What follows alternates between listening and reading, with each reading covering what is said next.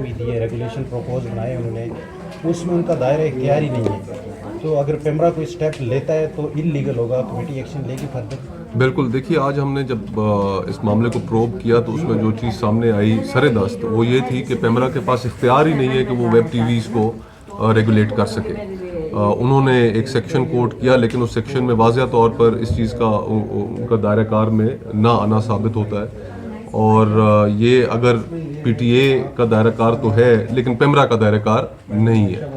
तो हमने कमेटी ने मेजॉरिटी कंसेंसस के साथ ये फैसला किया है कि अगर पेमरा के पास कोई कानूनी इख्तियार नहीं है वेब टीवीज़ को रेगुलेट करने का, और अगर पेमरा इस मामले में मज़ीद आगे बढ़ता है, मज़ीद प्रपोजल सीक करता है, तो उसका ये फ़ैसला खिलाफ कानून होगा और उसके मैंडेट से तजावुज़ होगा।